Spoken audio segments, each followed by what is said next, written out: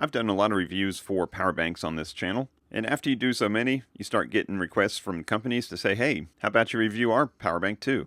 And when I get these emails, I always make sure that there's something special about the power bank before I even consider doing a review. And in this case, the great people at MOKiN reached out to me and said, hey, we've got a power bank you should check out. So I went to the page, checked it out, and thought, yeah, there's something special about this. It's not like anything I've ever reviewed before. So that's what we're going to be reviewing today.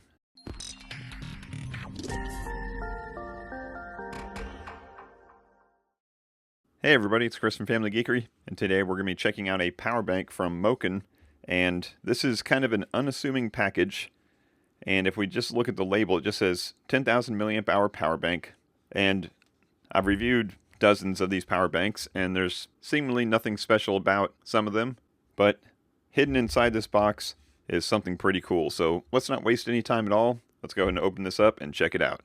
Alright, so here it is. So this is a 65 watt gallium nitrate, 10,000 milliamp hour, and we'll talk more about the battery here in just a second, battery bank. Now I said it's a little different than most of the battery banks I have. Like I've got all kinds of Anker battery banks and, you know, some off-brand ones. But what makes this one special? It's right over here. Check this out. So basically, you can obviously charge it from the wall, but this also works as a 65 watt charger. So we'll go over all the specs on the USB-C and the USB-A ports. But basically you can use this USB-C output as a 65 watt power supply basically. And I just recently got my hands on the new M4 MacBook Air, which takes, ironically, right around 65 watts to charge. So this would be a great portable battery bank slash charger all in one. You can use it as a charger when you're at the hotel or at the office or at home, and then take it on the run with you.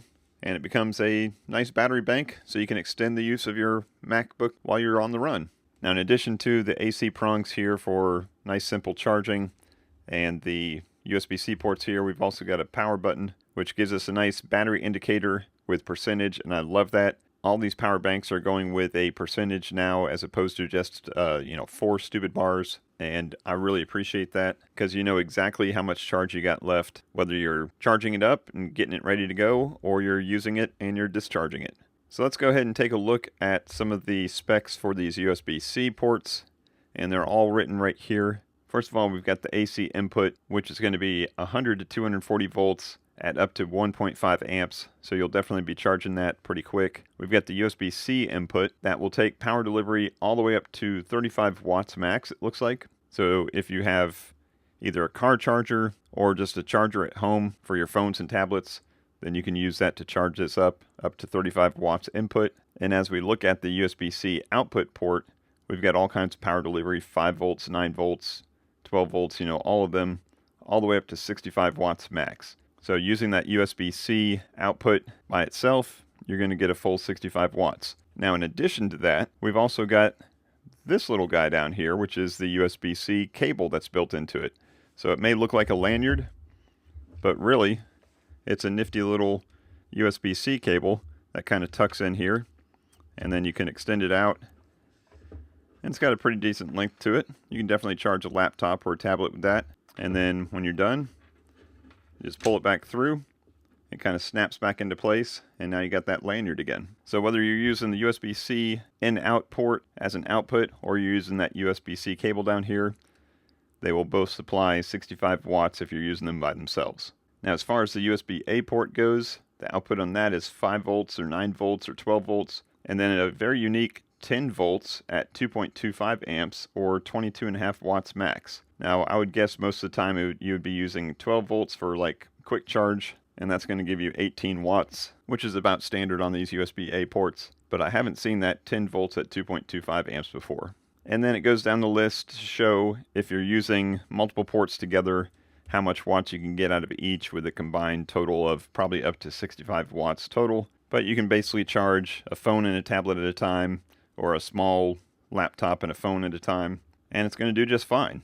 Now as far as the batteries go, we said this was 10,000 milliamp hours. And that is listed on here. It's showing 2 5,000 milliamp hour cells. Each of them are probably like 3 point something volts, and it combines up to 7.4 volts or 37 watt hours.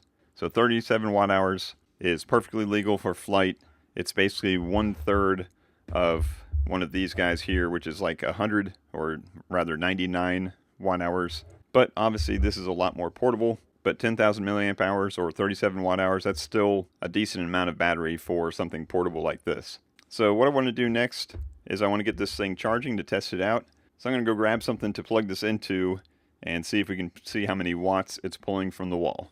Alright, now I could have just plugged this into the wall and watched the numbers go up, but I wanted to see how much it's pulling from the wall. It said 100 to 240 volts up to 1.5 amps, so it could be pulling 150 watts. I don't think it's going to be pulling 150 watts, but let's go ahead and plug this in and find out.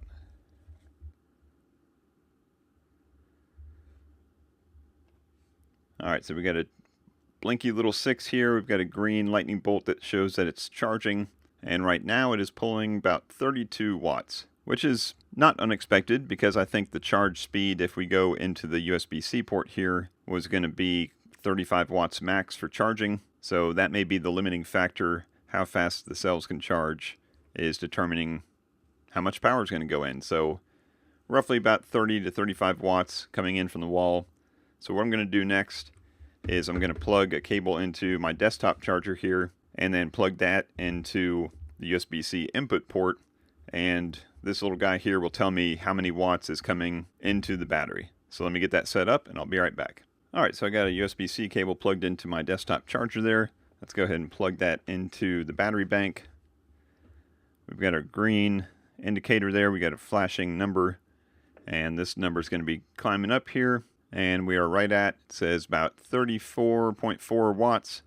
So just what we expected to be, around that 35 watts coming in, which is a respectable number, and it's also very easy to remember how long it's going to take to charge this up, because if this is, what do we say, like 37 watt hours, then if we can get 37 watts into it, it'll take 1 hour to charge up. So a little shy of 37 watts, we're going to be just over an hour to charge it up. So whether you're going to plug it into the wall or plug it into your favorite charger, you can get this thing charged up at 35 watts and top it all the way up in about an hour. So next thing I want to do is test the output of this.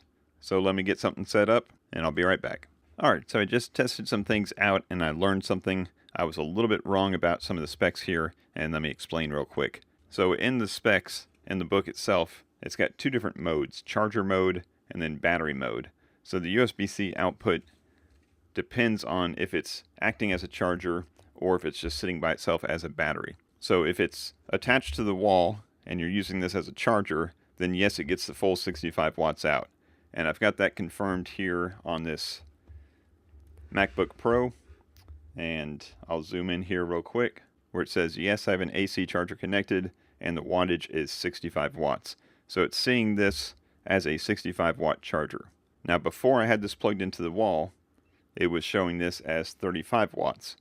And I did a couple tests with some power meters and stuff, and it all confirmed that it was a 35 watt power delivery capable battery, but once I plugged it into the wall, then it shows up as 65 watts. And that held true for both the USB-C output here and then the USB-C output of the built-in cable. So again, still perfect as a desktop charger, but if you're going to be using this for one of these very power-hungry 15 or 16-inch MacBook Pros, it may not be able to keep up with the consumption of the big boy here with the big screen, but that 35 watts on battery power will definitely keep up with the M4 MacBook Air. In fact, it actually comes with a 30 watt charger. So sorry for any confusion. Hopefully I clarified the specs on this as being 65 watts out in charger mode and then 35 watts out if you're just using it standalone as a battery. So what do you guys think about this nifty little charger slash battery? I think it's very handy for travel. Charge it up before you go.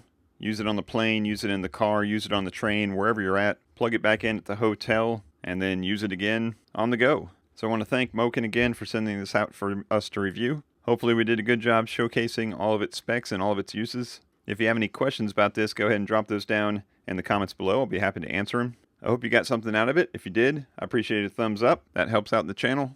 And speaking of the channel, go ahead and check it out. Got lots of reviews on other power banks and solar generators and basically anything else geeky. That's going to wrap it up for this one. I thank you as always for watching, and until next time, peace out and geek out.